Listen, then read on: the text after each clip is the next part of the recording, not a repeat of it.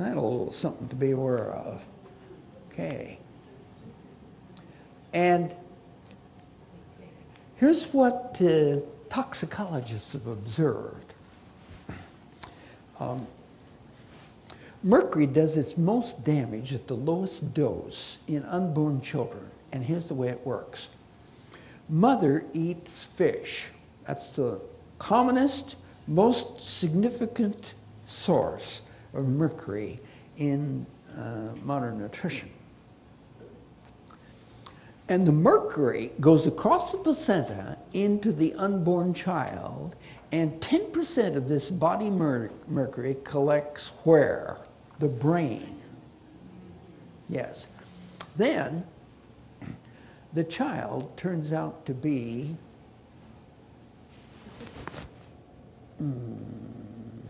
a Detroit case. I mean, the child turns out to be either mediocre or handicapped. And here's what the toxicologists say. They'll study them. They'll say that this is hardly ever repairable.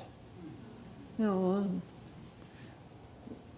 because the brain is dearranged by this poisonous mercury. As long as there's a particle of it left in the system, you see?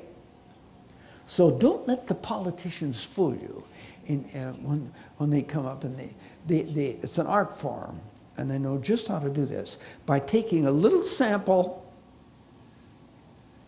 of people that have quite a bit of money and have excellent nutrition, including selenium, plenty of selenium in the diet, and plenty of omega-3 in the diet. Then the mercury poisoning will not be so evident because the pluses will hide the negatives, see? And they can tell you with honest, straight face. In spite of rumors you've heard from southern Appalachia, mercury is not the problem it's cracked up to be, see? So that they can be honest.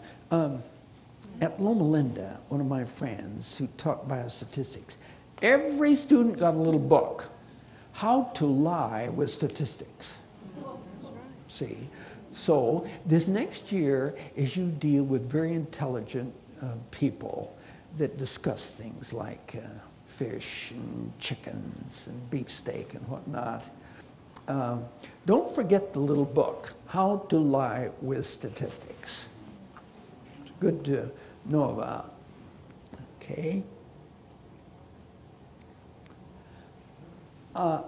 Now, letter 59, but notice they also put this in the Bible commentary, 1 BC 1085. The Lord's curses upon the earth, upon man, upon beast, upon the what? Fish of the sea. And as transgression becomes almost universal, the curse will be permitted to become as broad and as deep as the transgression. Well, that has Wall Street all over it, doesn't it? Yeah, right. Yes. All right. In a short time, there will be no safety. That's my fault, to use anything that comes from the animal creation. Now, you might like Bible. Matthew 19:8 says this, jewel of a thought, straight out of Matthew. From the beginning, it was not so. Now, can you imagine Adam and Eve with a fishing pole? See? We're tired of the Lord's protein. We want something that wiggles.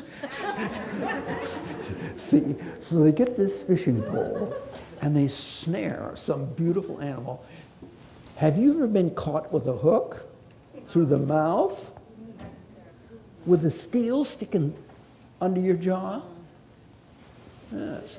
We ought to put our place, you know, we ought to, in our thinking, we ought to think, what's it like?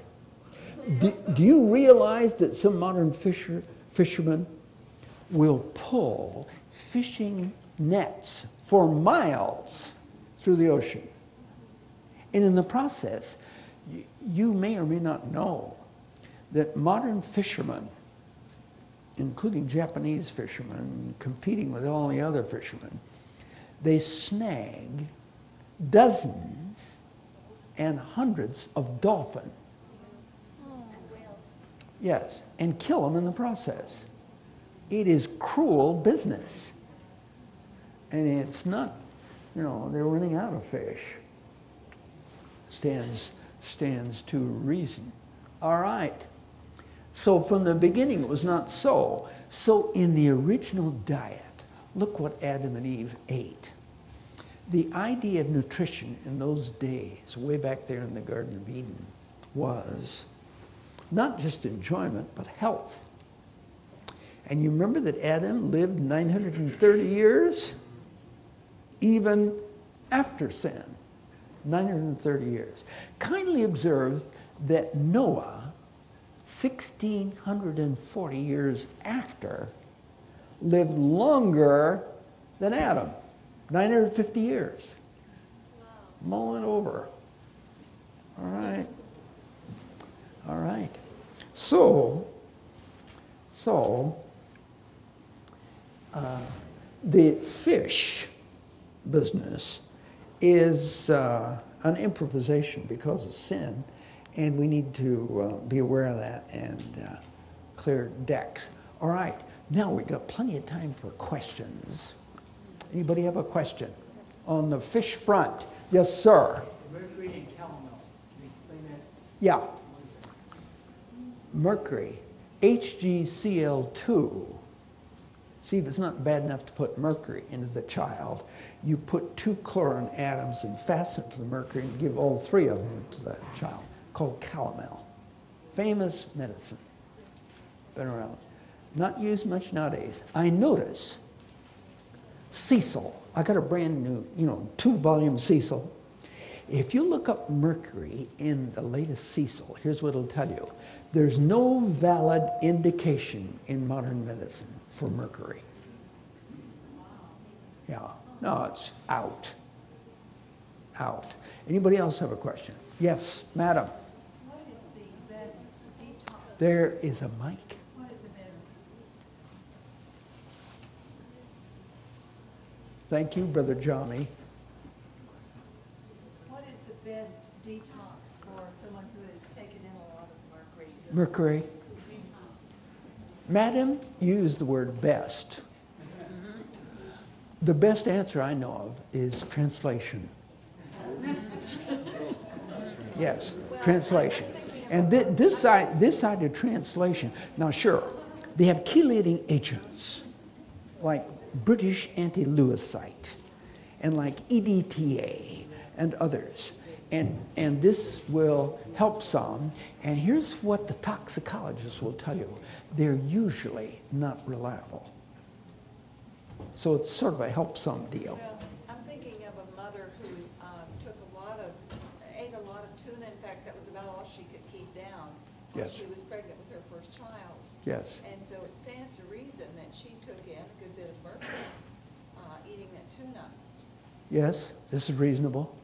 The child apparently seems normal, but I mean, she's 10 years old, about 10 years old now. But I'm just wondering in terms of future health problems, Yes. that kind of thing.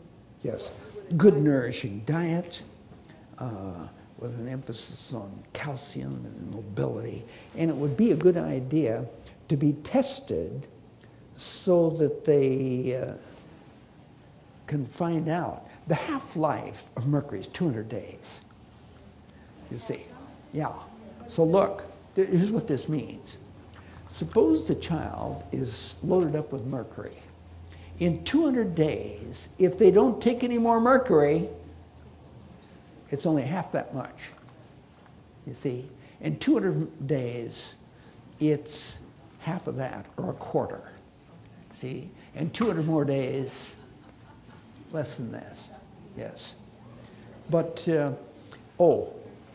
I should mention that carp are famous for bad news toxicology.